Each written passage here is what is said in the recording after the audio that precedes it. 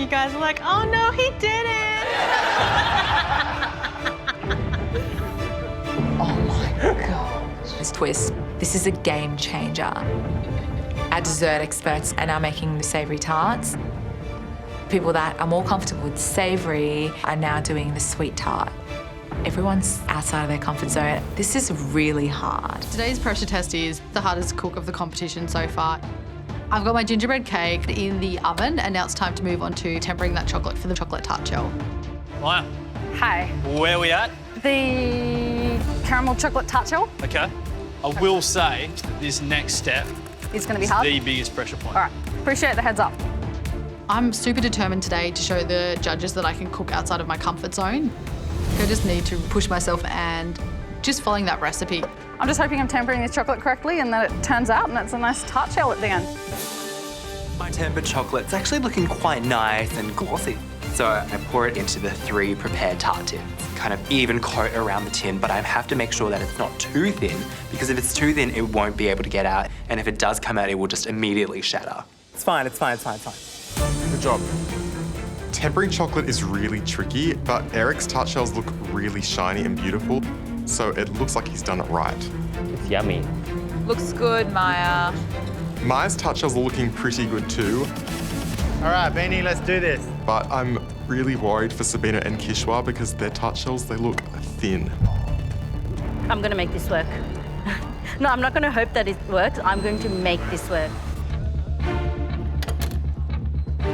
Oh, what's the step? Oh, just wait a little bit longer, wait a little bit longer. For you two cooking the savouries, your bow-up tart shell should be in the oven by now, yeah? Yes? Yes, chef. Wait, chef. Too thin, Therese? No, it's just... I'm a little bit flustered because I know that I'm really way behind Connor. But I can't rush these crucial elements. Otherwise, I won't have a shell for my tart. Oh, that's looking good, Therese. Is that a good thickness, John? Yeah, it is. Yep. It's nice and even. That looks great. There you go. Perfect. Yeah, Therese, let's go.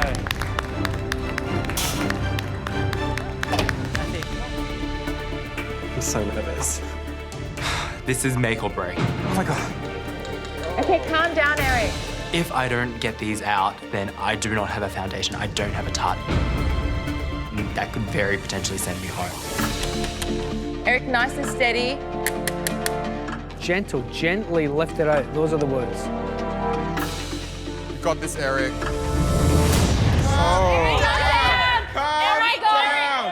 Calm down. I'm worried I'm gonna... Lift it out of the mold, gently. Oh, yes! Yes, I can! Oh, I can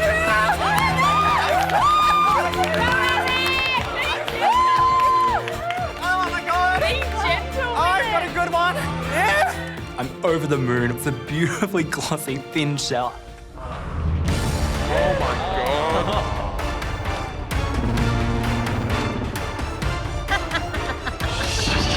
That was evil.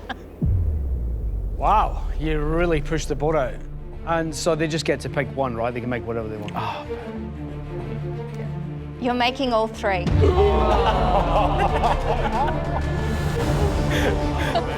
All 3. All 3. 3 thing. Oh my God. I'm getting hate letters from the entry. They're like, how could you? Oh. Oh.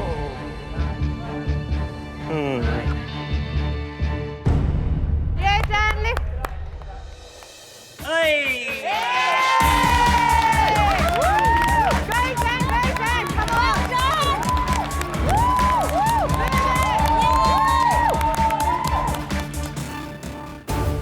I'm just about to finish the PB&J cream.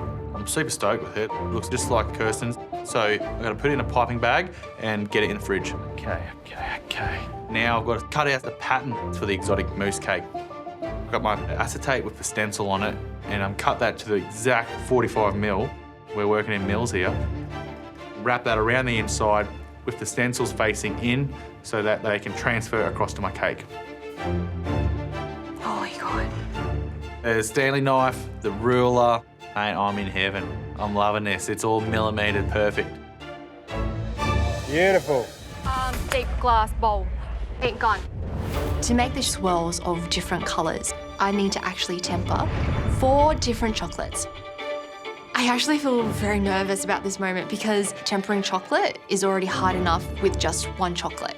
Doing 4 at the same time is going to be so hard.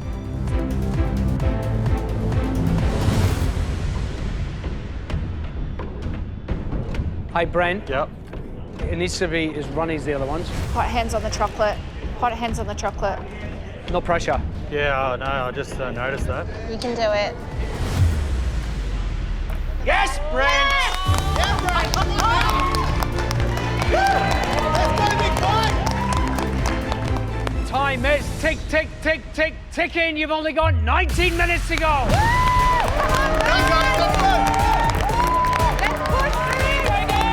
Come on, Dan. Don't give up, brother. Yes, Brent. Oh, nice. Yeah, Brent. Lollipops, yeah, you got it, you got it. Just one dip, one dip. Oh, that's like the Milky Way, brother. Oh, so good, Brent. Mate, keep going, mate. I'm piping in a circular motion to get that perfect pattern.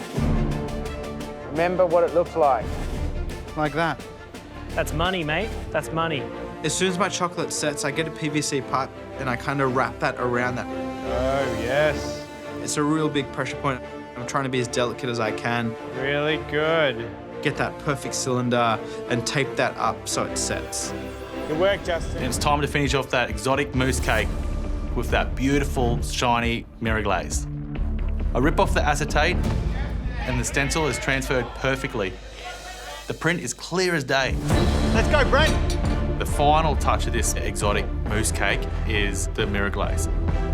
This glaze, it looks like something I'd paint a car with, but what it does is it just sets it from being a good cake to an absolutely stunning cake.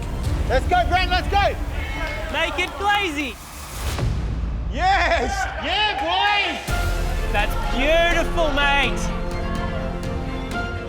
It is so mesmerising, just swirling it and it just falls down the edges. It's the most prettiest thing these hands have ever touched. Ooh.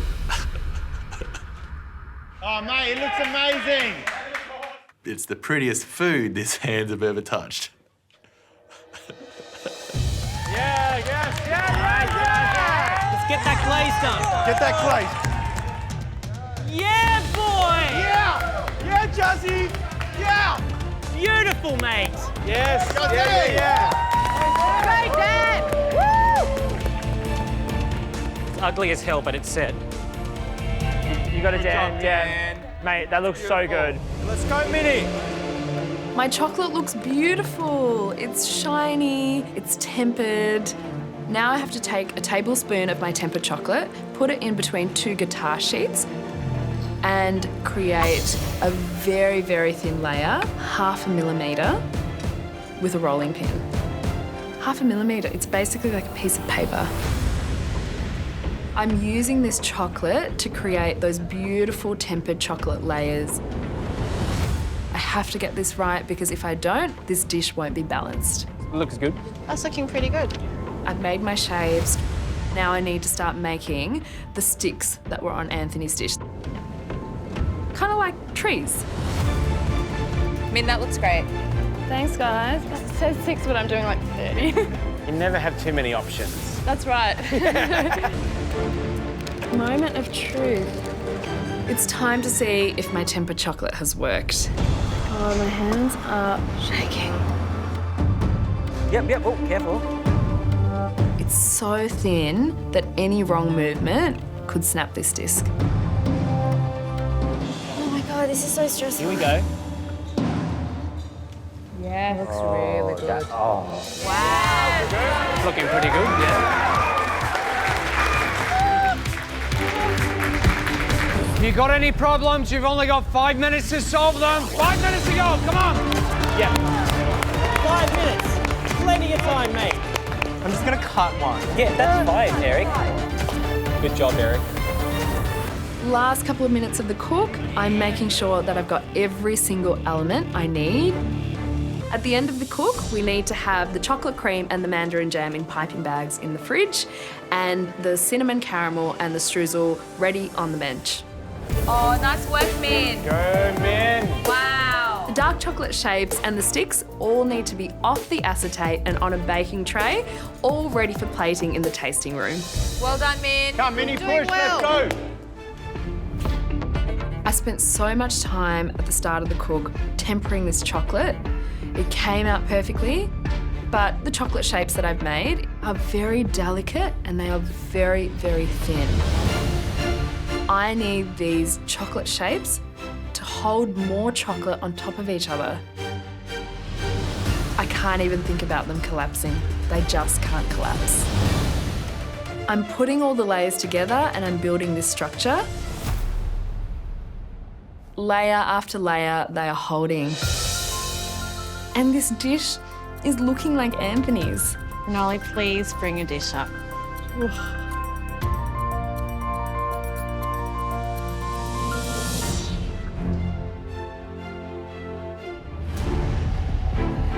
I've got my pate roll chilling in the blast chiller. It's time to work on the pork skin lattice. Khan's pork skin lattice looked absolutely amazing. It's like the best thing I've ever seen. Crackling. Hear that? I can't believe that was like crackling. Depinder, just take your time with it, okay? You don't want to damage the skin. I'm actually really nervous because I want my lattice to look like Khan's lattice. I have to make sure that the actual skin is really nice and thin. All the fat has been trimmed off, and I need to be able to make those cuts on the lattice really precisely so it actually looks like. You're looking good, Pindo. I'm cutting this pork skin and I've got to make sure that the layers are kind of perfect and they kind of spread out like a nice lattice. Yes, Tommy, looks good. The lattice today has to be cut so precisely and so consistently so that it opens up and it cooks well.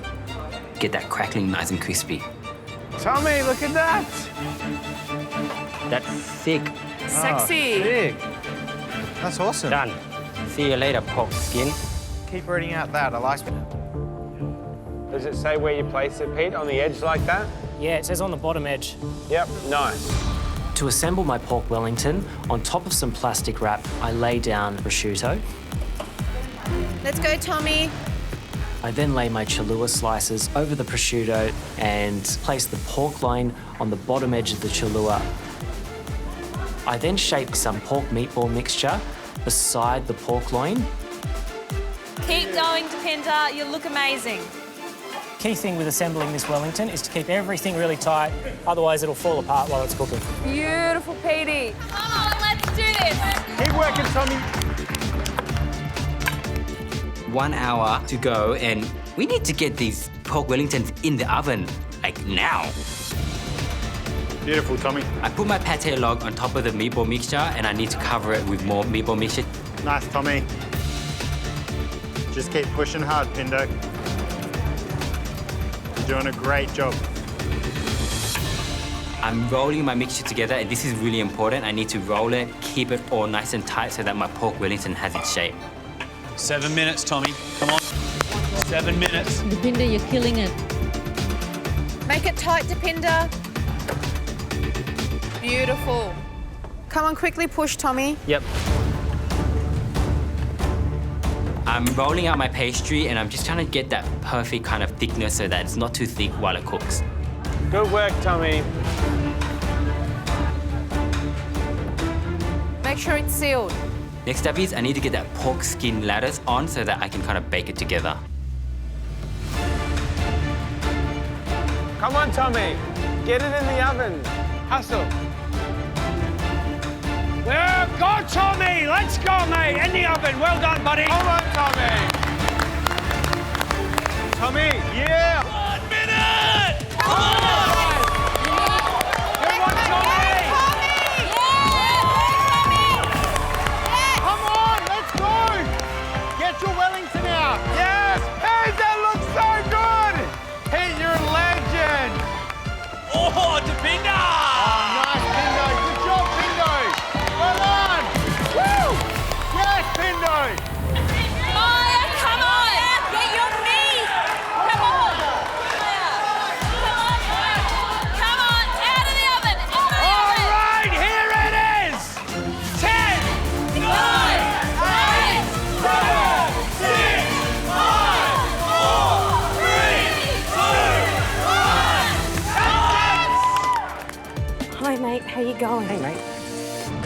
Tempering chocolate and using liquid nitrogen are kind of notorious rites of passage in the MasterChef kitchen, and for me to be doing them in the one day, it's a bit more of a baptism of fire.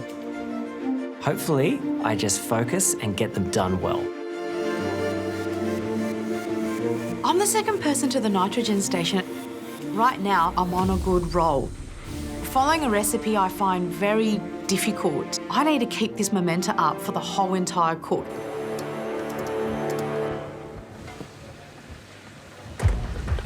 It looks good. I think it's at a puree consistency.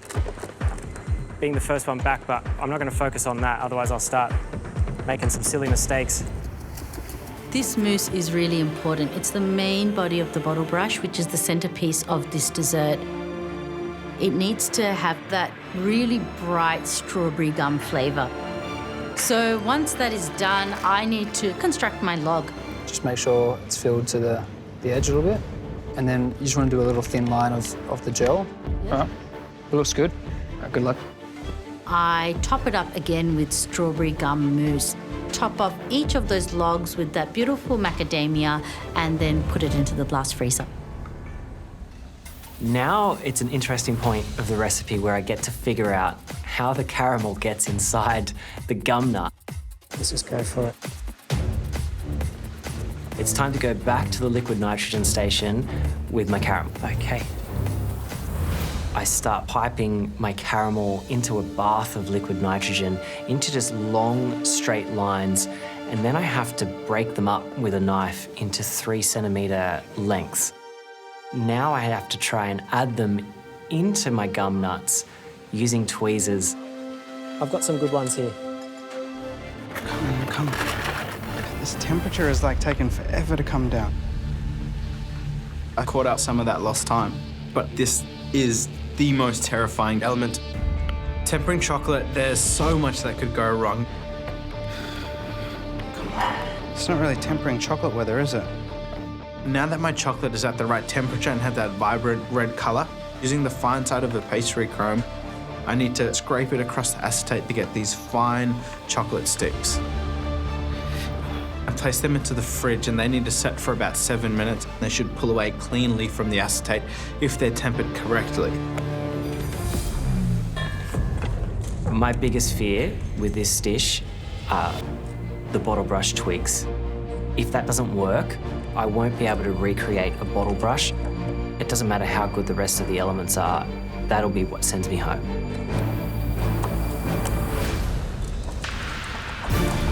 These red chocolate sticks are perfect.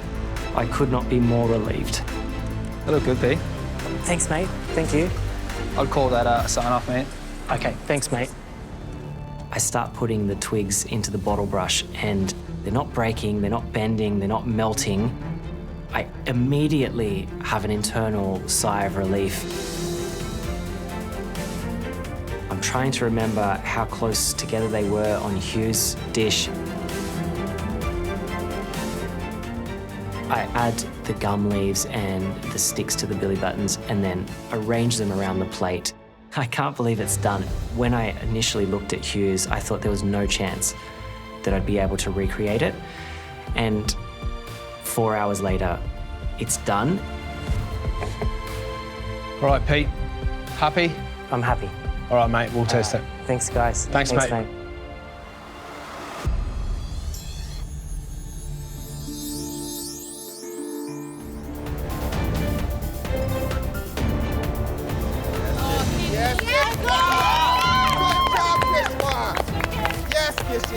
Score the inside, score the inside. The process to remove the outer membrane is so delicate.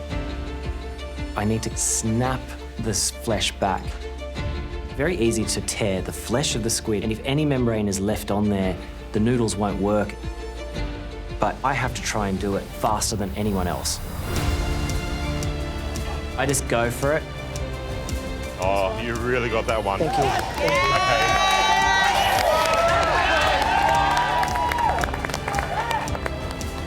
Pete is motoring through his squid. He's making up time here. Yes, Pete. Come on, Pete, let's go, mate. Oh, well done. Come on, Cooper. Make sure you have everything. I wasn't anticipating this squid taking this long. Yes, really good. Yes, grip it from the centre.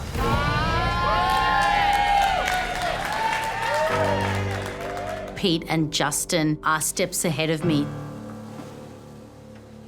I'm going to prepare 2 sheets of squid, cut them in half, stack them on top of each other, and just hope that I have the 80 grams of squid that I need. Oh my God. 79 grams.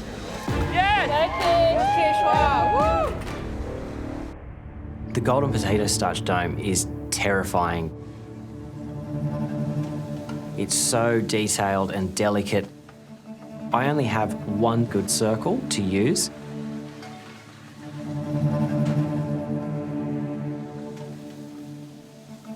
If I mess this up, all my hard work to get back on track will be for nothing. This is so nerve-wracking. Oh, Pete.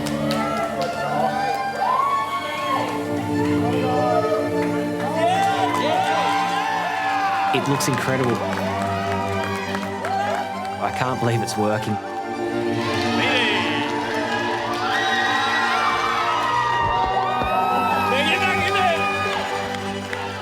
I cover it with gold leaf. Bro, you're 24 carats right now, brother. If it doesn't come out of the mold or that something happens, it's all over. I just need to make this one perfect. Can't look.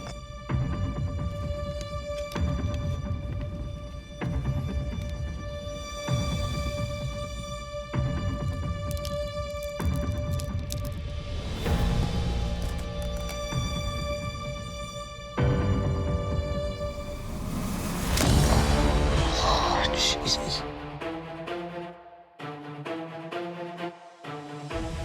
It doesn't break. I have no idea how it doesn't break.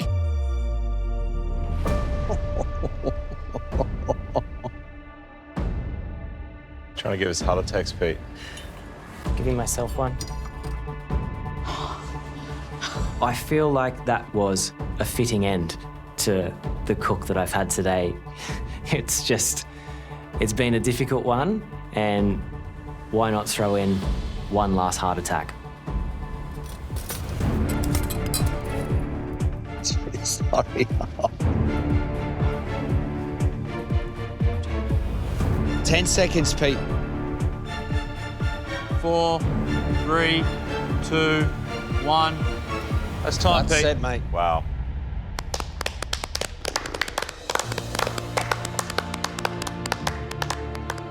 You can't say you didn't use every second, Pete. No, I did. It looks very good.